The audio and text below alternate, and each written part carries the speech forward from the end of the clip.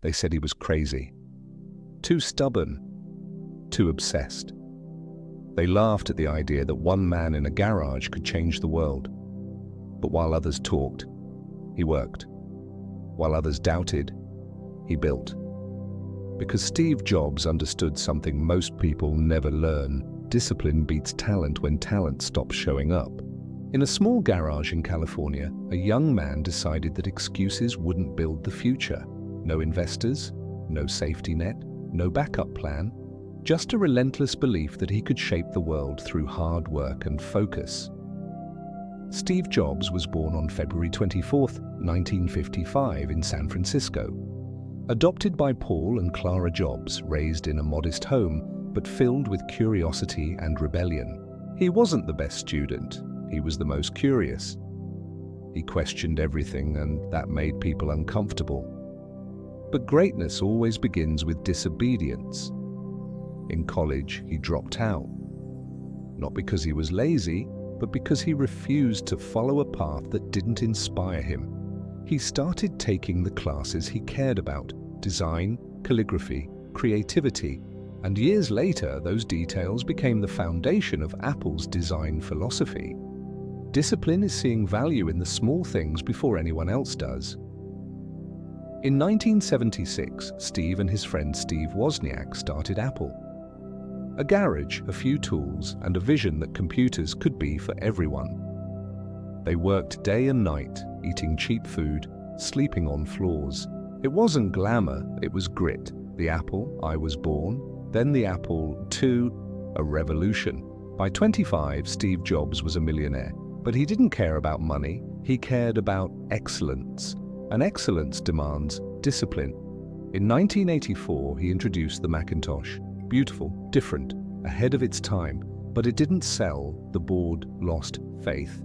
And at 30, he was fired from his own company, fired from his dream. Most people would break.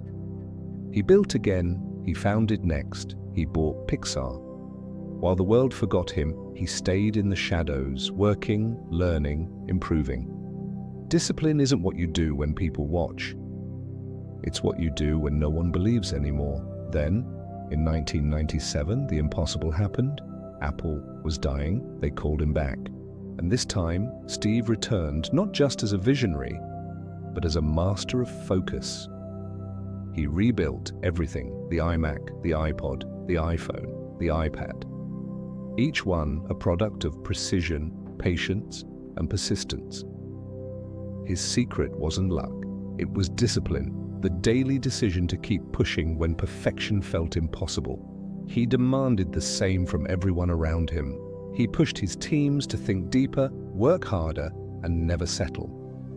He believed that real artists ship, that greatness is nothing without execution. In 2004, Steve was diagnosed with cancer.